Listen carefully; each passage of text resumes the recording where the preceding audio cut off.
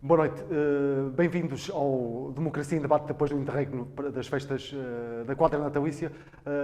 Aproveito para saudar o nosso auditório e para saudar o nosso convidado residente, o deputado à Assembleia da República eleito pelo Círculo Eleitoral do Porto, Dr. António Cunha. Aproveito também, doutor, para lhe desejar desde já um bom ano, com votos de sucessos pessoais e profissionais. Doutora, entrando diretamente na agenda de assuntos que nos trouxe hoje, há aqui um tema que tem sido ventilado e veiculado de uma forma generalizada pelos vários órgãos de comunicação social, que tem a ver com o Procurador Europeu, a questão do magistrado José Guerra. Doutor, têm sido vários os atores que, de alguma forma, têm vindo a público manifestar-se sobre este tema. Na sua ótica, acha que o Governo não andou bem nesta questão? Ora, boa noite. Antes de mais nada, cumprimentar o Miguel e todo o nosso auditório, por assim dizer. E ser aqui um gosto estar consigo pela primeira vez no nosso Democracia em Debate.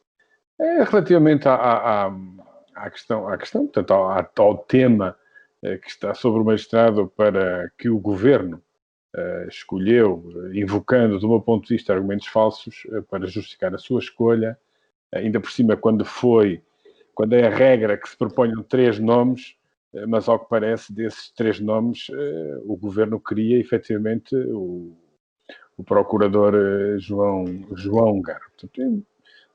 Ora bem, se nós olharmos para isto no âmbito daquilo que é a nossa projeção internacional, a nossa projeção europeia, o Governo, do meu ponto de vista, não esteve nada, mas nada bem.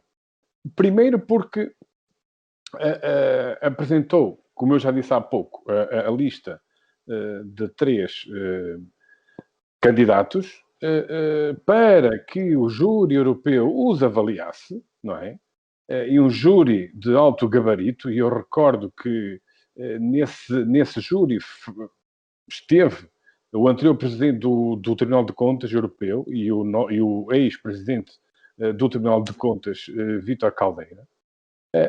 E, portanto, o que é que aconteceu? Aconteceu é que, perante os 3 candidatos, esse júri classificou em primeiro lugar a procuradora Ana Carla Almeida, mas o Governo veio, digamos que à sua revelia, indicar o procurador José Guerra, mas com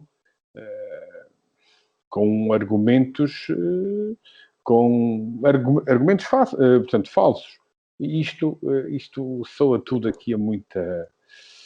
eu costumo estar a dizer esta palavra, mas soa-me aqui a falcatrua. Portanto, houve 3 argumentos falsos, e toda a gente sabe o que é que tem acontecido, mas o que é facto é que isto a nível internacional deixa-nos muito mal. Portanto, houve os dados falsos ou adulterados influenciaram a direção, a decisão, aliás, do júri europeu. Isto é grave. Portanto, isso é assim. Eu acho que a ministra já devia de se ter demitido ou ter sido demitido.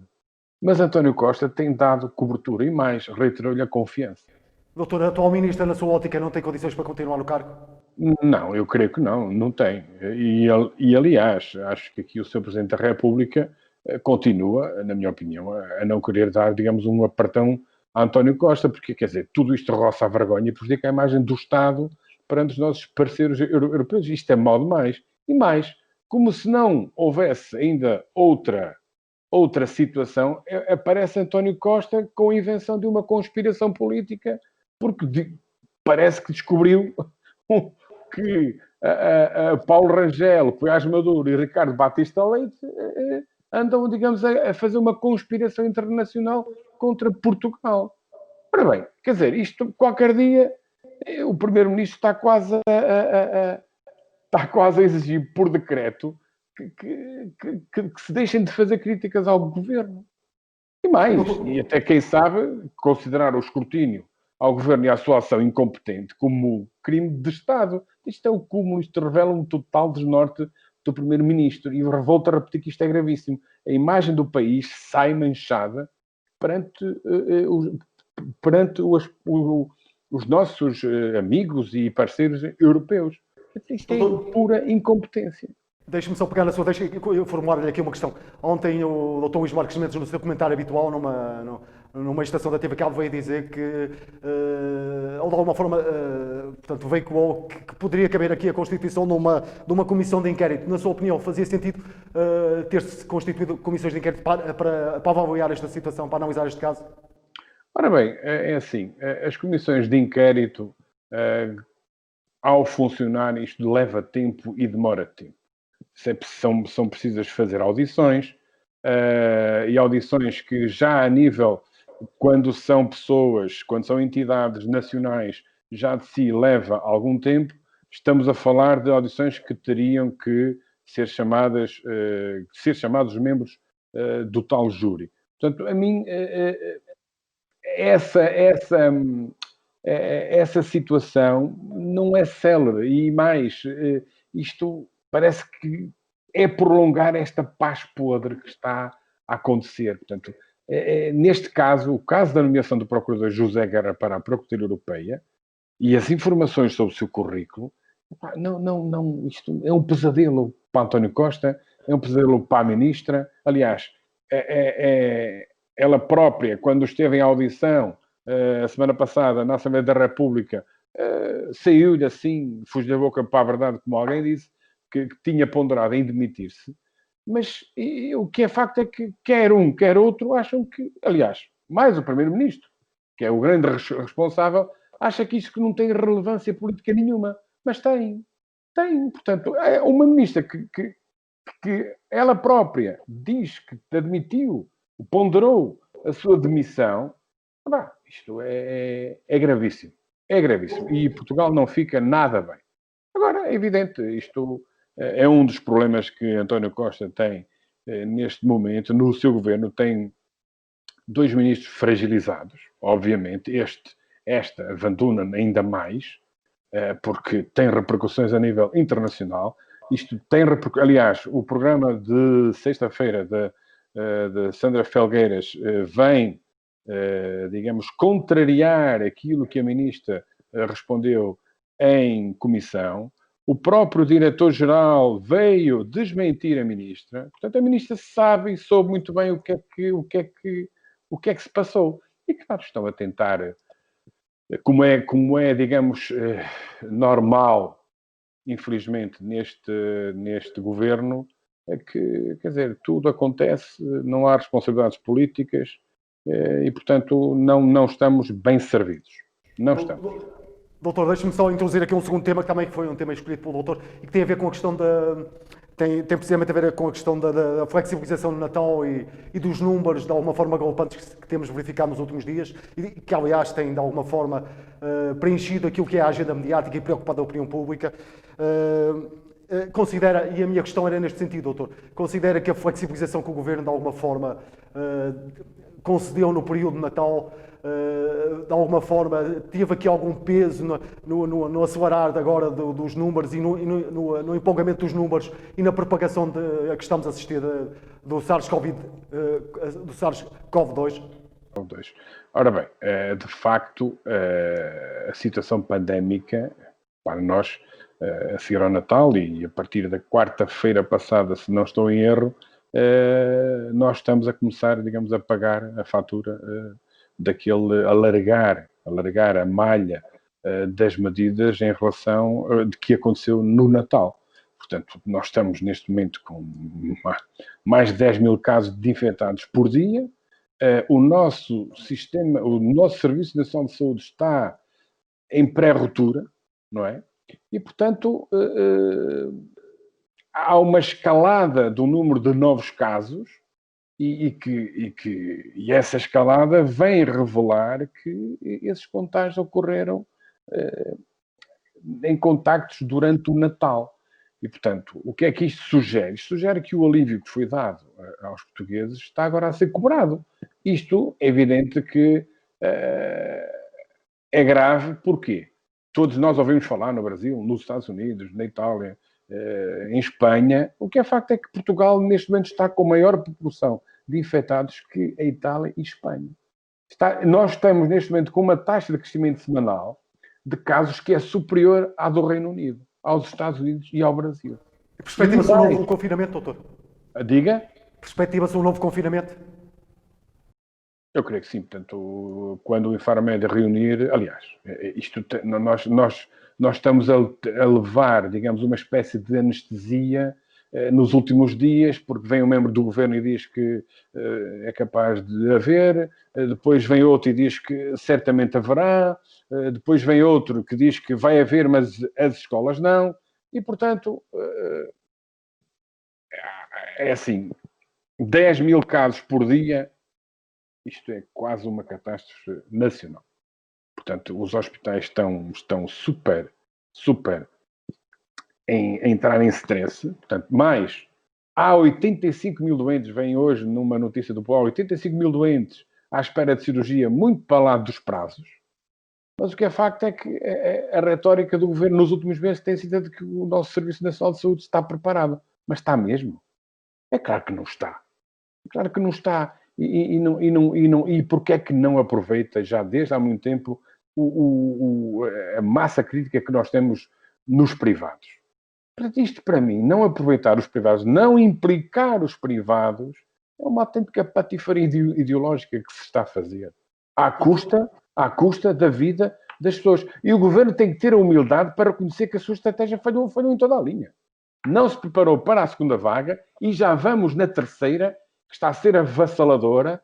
E o que é que vai acontecer? O mais certo é nós, a partir de quarta-feira, confinarmos, como aconteceu em março e abril, mas ao que parece, a contragosto e contra a vontade da Ministra da Saúde, as escolas não vão encerrar.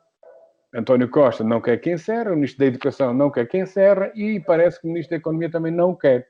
Portanto, vamos fechar o país mais uma vez, vamos destruir o tecido económico e social do nosso país. Agora, falta saber a que medidas é que o Governo vai anunciar como apoio económico e social e às famílias que vai, digamos, implementar para compensar os negócios, as empresas e vamos ver quais são as medidas. Doutor, deixe-me voltar um bocadinho atrás e pegar na sua deixa. A manterem-se estes números que têm sido veiculados pela comunicação social nos últimos dias, teme que possa efetivamente haver uma ruptura do SNS, do Serviço Nacional de Saúde? Não, exato. Portanto, é assim, neste momento chegamos, digamos, quase perto do abismo. A única hipótese, ou uma das únicas hipóteses que o país tem, o governo tem, é fechar outra vez. E repare, o problema é evidente que isso é gravíssimo para tudo. Contraria aquilo que foi os discursos e as intervenções que os membros do governo, principalmente António Costa, fizeram nos últimos meses, quer dizer, não podemos fechar porque arrebentamos com a economia, portanto, foi sempre essa retórica. Agora, eu responsabilizo o governo porque, a seguir ao primeiro confinamento, o que é que se fez? O que é que se preparou? Então, o governo não preparou nada. Andamos à toa. Completamente à toa. Vejam o que é que aconteceu aqui no Hospital Padre Américo. Portanto, isto foi e denota uma falta de preparação. Deixamos as coisas andar até a última. E depois, claro, não. Em vez de proagirmos, reagimos. E quando assim é, quem é que é prejudicado? Somos nós todos. Deixe-me só dar-lhe mais uma nota relativamente a isto. É que é lamentável que, relativamente aos nossos parceiros europeus, o nosso país, o Estado português, foi aquele que menos ajudas deu às famílias e às empresas. E, portanto, o que é que ele fez relativamente às empresas? Opa, vão agora aos banquinhos, eles adiam-se as prestações, mas depois vão ter que as pagar mais tarde. Porquê? Porque o país não tem dinheiro. Não tem. E, portanto, doutor, faz sentido, relativamente aos estabelecimentos e às escolas, os estabelecimentos de ensino, faz sentido manter em funcionamento os estabelecimentos de ensino? Olha, é assim, Miguel, qualquer resposta que seja relativamente a isso, sem a informação que irá ser veiculada na reunião do Infarmed, é um tiro no escuro. Agora, Nós, neste momento, por falta de informação, por falta de indicadores, que o Governo, que o Ministro da Educação insiste em não dar, a não ser com o recurso aos tribunais, não é possível nós avaliarmos a situação atual das escolas e perceber qual é a evolução. O que nós sabemos é que se a informação oficial, ou se a informação fosse oficial e fosse disponibilizada de uma maneira transparente, clara e sem burocracias, portanto, muita da desinformação poderia ser evitada. Agora, e isso era fundamental que nós todos, em conjunto, pudéssemos ser parte da solução que é indispensável para a gestão da pandemia em contexto escolar. Mas nada disto existe, não há informação. O Ministro da Educação vai ao plenário, vai às comissões, simplesmente não responde. Aliás, até estou curioso que vou interpelá-lo na terça-feira em sede de comissão, da 8ª Comissão. Portanto, estou à espera que ele não me responda a nada, porque é o costume. Portanto, em tudo o que é responsabilidade do Governo, o Governo falhou. E, portanto, relativamente às escolas, indo à sua primeira questão, eu sei porque é que António Costa quer manter as escolas abertas. Ele quer manter as abertas, quer manter, António Costa e o Ministro da Educação querem manter as escolas abertas porque acham, isto é verdade, a importância do ensino presencial no processo de ensino-aprendizagem é fundamental, é importantíssimo. Depois, também porque os alunos obedecem melhor às regras sanitárias e estão mais protegidos de contaminações dentro das escolas. Esquecem uma coisa importante, é que os miúdos convivem nas próprias escolas. As escolas não têm pessoal não docente, os chamados funcionários, suficiente para, digamos, fazer a vigia nos recreios. Não têm. E, portanto, depois há uma outra coisa, é que eles acham, têm a convicção de que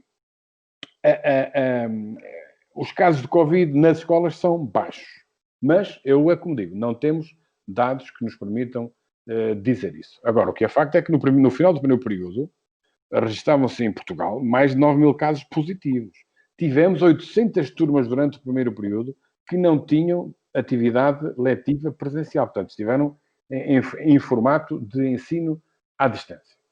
E nós, no PST, portanto, continuamos sem entender porque é que o Ministério da Educação não é transparente na divulgação dos dados.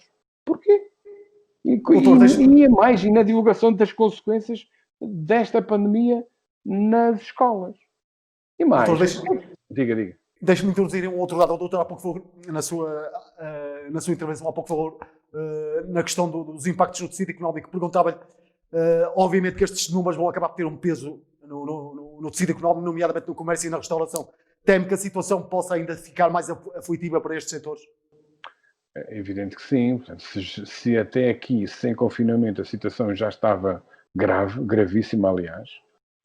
Nós temos empresas a fechar, se não estão algumas em falência, estão em pré-falência e não conseguem receber apoios que necessitavam.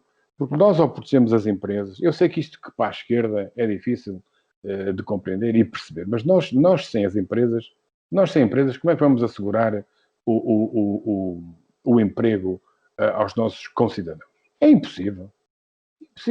Portanto, isto ainda vai ser mais grave do que aquilo que foi em março e em abril. Tivemos aquele folgozinho em que o governo achava que já estava tudo resolvido ali em junho, julho e agosto, estava tudo com pressa para abrir as fronteiras, para abrir a economia, para virem os turistas, etc.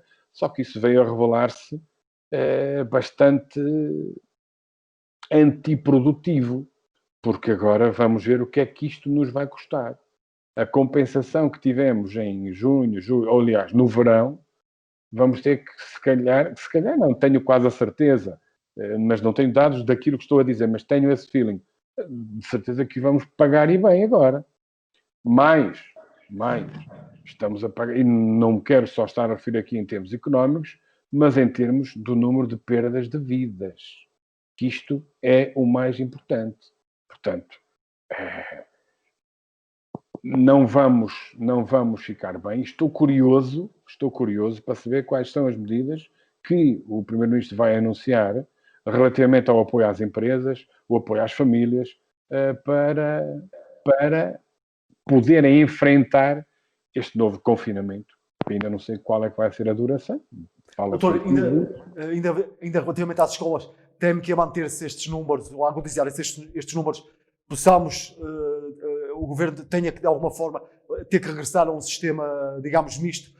Para já a decisão do Governo, eu já percebi, pelo menos tem sido essa a posição que tem sido vinculada não só pelo Governo, mas pelos vários ministros, tem sido a de manter as escolas a funcionar, mas teme que tenhamos que de alguma forma o Governo seja obrigado a entrar num sistema misto. Ora bem, o que eu acho estranho, mas eu sei qual é a resposta. Portanto, o que é que nós estamos a verificar? Eu já disse isto até há bastante tempo, quando na preparação deste ano letivo. Simplesmente o governo finca pé no ensino presencial porque não deu os recursos às escolas. Os computadores ainda não chegaram às escolas. Os tais queriam estar nas mãos dos alunos no primeiro dia de aulas. Foi aquilo que o Primeiro-Ministro anunciou em abril, em reunião plenária na Assembleia da República. Aliás, disse que nunca mais nada iria ser como antes. Neste momento temos 300 mil alunos sem recursos para terem acesso ao ensino à distância. E mais, o Ministro da Educação já anunciou pelo menos 3 vezes a aquisição de 260 mil computadores. Mas onde é que estão eles? Não chegam. E quando é que chegam? Se vierem 260 mil, há 40 mil alunos que não vão ter recursos. E mais, está a usar exatamente a mesma resposta, mas em contexto completamente diferente. Mas eu também a percebo e também a entendo que usou José Sócrates em 2009. Portanto, puseram rede nas escolas, mas os computadores nas escolas não.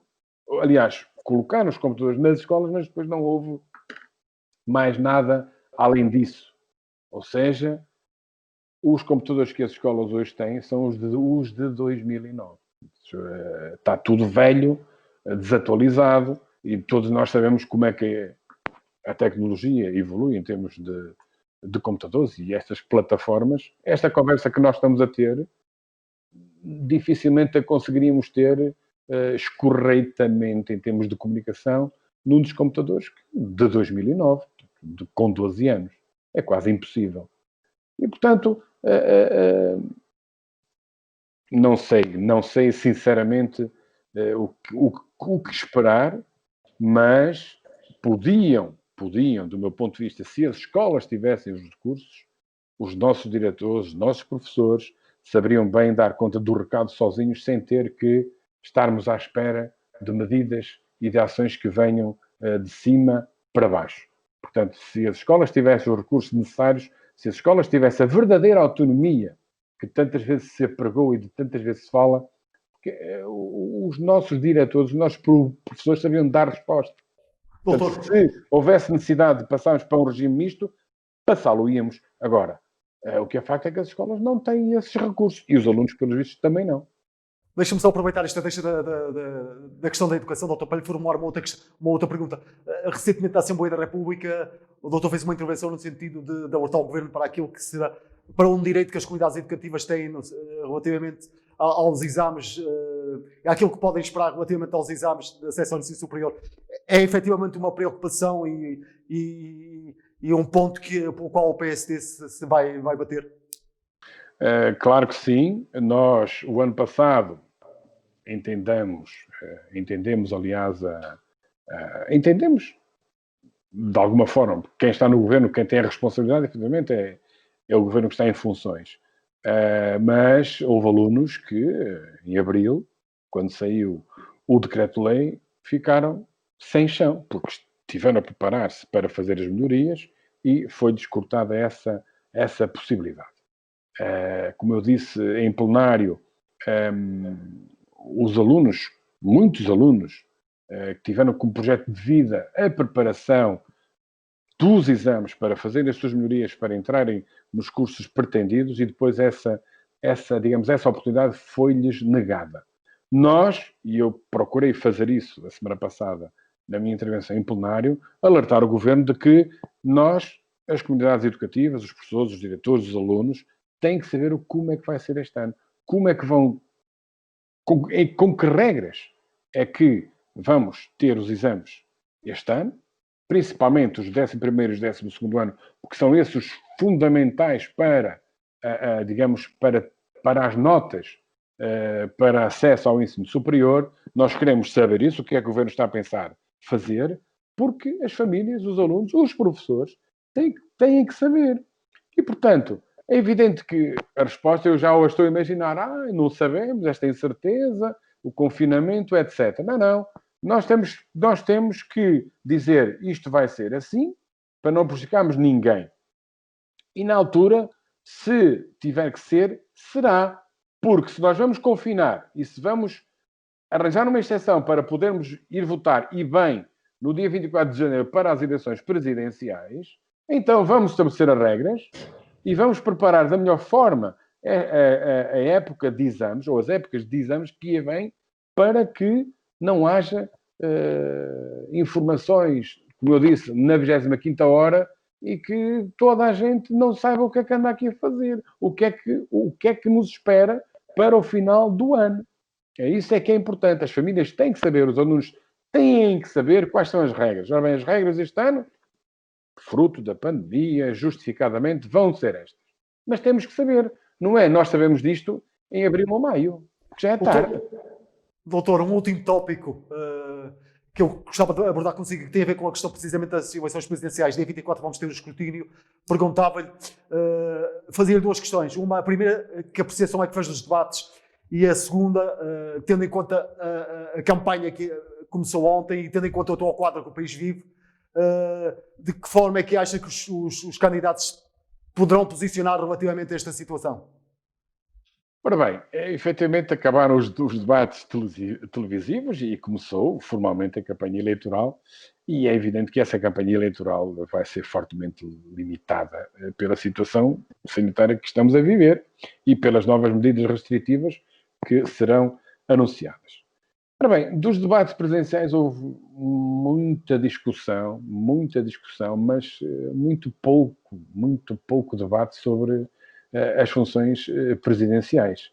Aliás, houve pelo menos um dos debates, foi um verdadeiro combate que eu fiquei escandalizado, fiquei atónito, foi o debate-combate entre André Ventura e João Ferreira.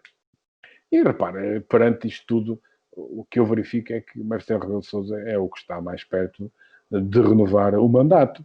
Portanto, o Vitorino Silva, o meu conterrâneo aqui de Rãs, é evidente, tem os seus méritos, é uma figura extremamente simpática, mas o que é facto é que quando depois as notícias fazem aquela avaliação, há uma certa condescendência e até algum paternalismo dos outros candidatos relativamente a ele. Marisa Matias surpreendeu-me porque, do meu ponto de vista, ela não se preparou bem para este debate. E tendo em conta os resultados que ela obteve nas últimas eleições, portanto, e se ela queria retirar algum protagonismo e retirar votos a Ana Gomes, eu acho que ela perdeu essa oportunidade para cativar o seu próprio eleitorado, que é naturalmente que é o eleitorado do Bloco de Esquerda, mas, pelo menos, segundo algumas sondagens, há muitos eleitores do Bloco de Esquerda que vão votar em Ana Gomes. Portanto, tinha bastante expectativas elevadas relativamente a ela, mas fiquei assim um bocadinho desiludido.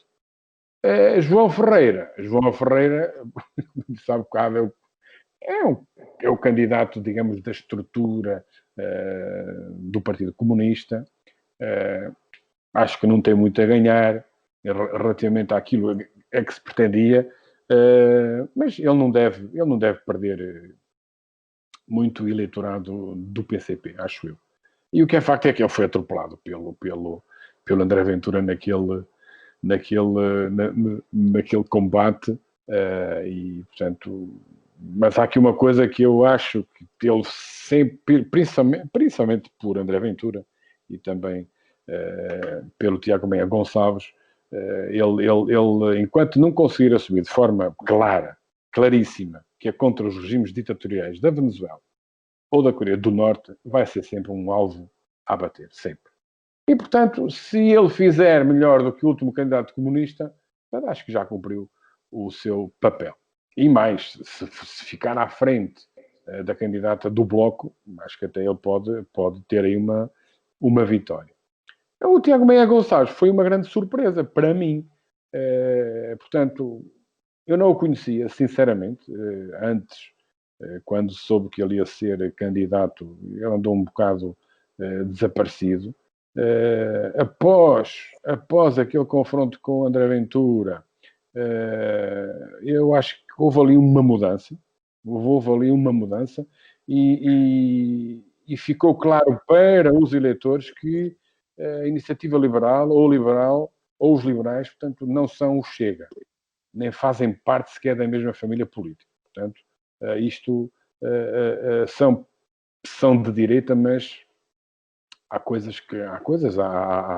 há entendimentos que não, portanto, que não se que não colhem. Portanto, eu creio que é sua. Pronto, é evidente que é um candidato que é inexperiente, mas aquela questão da sua irritação, aquele olhar assim meio desconfiado, torna-se um candidato, digamos, pouco simpático. Mas vamos esperar. E há uma coisa: se ele fizer mais votos nas eleições presidenciais do que ou a própria iniciativa liberal nas legislativas, também acho que vai ter aí a sua recompensa, o seu mérito. E depois temos Ana Gomes. Ana Gomes até é socialista, não teve o apoio do PS, não tem. Aliás, acho muito estranho, uma coisa que ainda nem fui capaz digamos, de absorver e de fazer bem uma análise, aquele apoio que a juventude socialista vem dar a Ana Gomes e aos outros dois candidatos de esquerda. Portanto, isto é uma coisa assim um bocado estranhíssima. Mas ela, Ana Gomes, portanto, entrou nesta campanha como querendo obrigar Marcelo a ir a uma segunda volta, não é?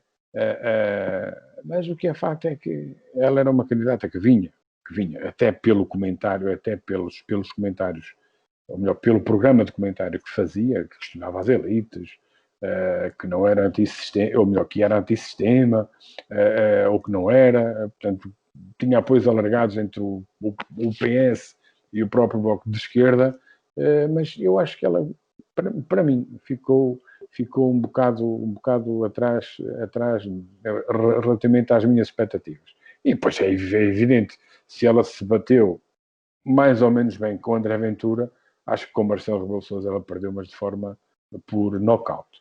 Portanto, aquela tentativa de tentar colar Marcelo Rebelo de Sousa a Ricardo Salgado, como tinha feito o André Ventura no dia anterior, relativamente a Paulo Pedroso, aquilo saiu-lhe muito mal mesmo.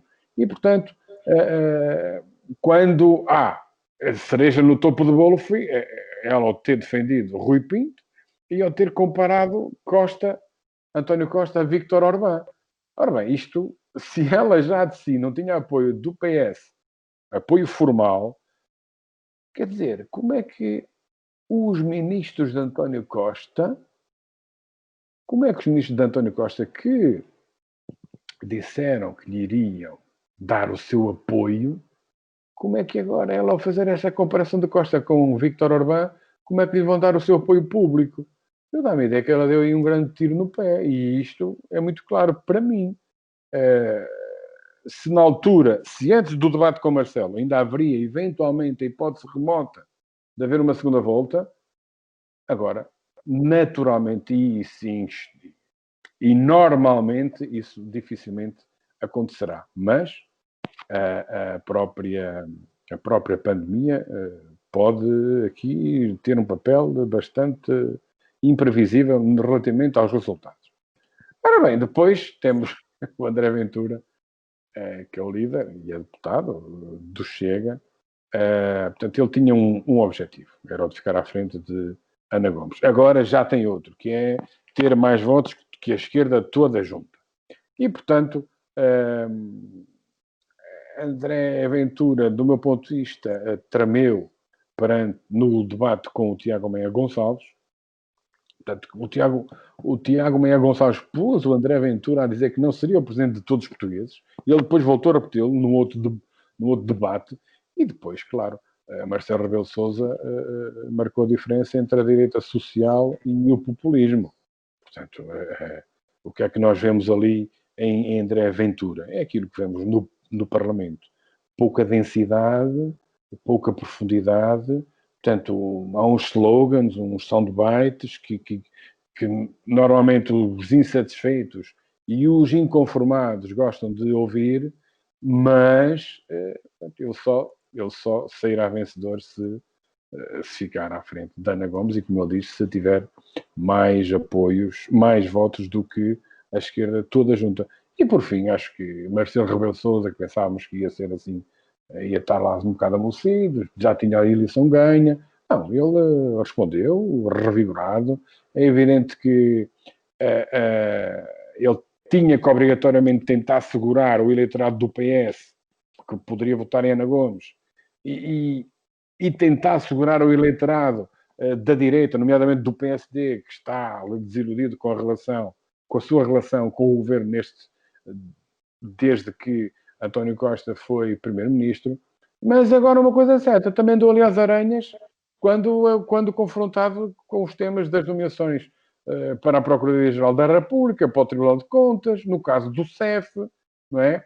Mas depois, claro, lá ia respondendo, dizendo, não, eu fiz muitos vetos aos diplomas do governo e fez pressão sobre os ministros, como temos visto, nomeadamente logo no início, com Constância Urbano de Sousa, por causa dos incêndios em Pedrógão, com Eduardo Cabrita e agora com Francisco Abandona, a quem ele voltou a apontar o dedo. Doutor, é sempre um gosto ouvi-lo, mas vamos ter que fechar. Agradeço-lhe uma vez mais os seus comentários. Posso só dar aqui uma nota final mesmo sim. rápida, que é aquela questão que aconteceu, aquela invasão bárbara, aquela invasão da Casa da Democracia nos Estados Unidos, para mim foi um choque. Portanto, nunca pensei ver aquele horror nos Estados Unidos, parecia-me quase ser um argumento de um filme de Hollywood. Portanto, Trump sai pelas traseiras da presidência dos Estados Unidos e, sinceramente, não deixa saudades nenhumas. Aliás, era que houvesse uma destituição antes de ele sair. Era isso que ele merecia pelo mal que fez e vai continuar a fazer, de certeza, às democracias ocidentais.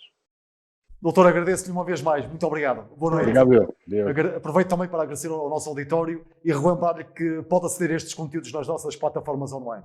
Boa noite, obrigado.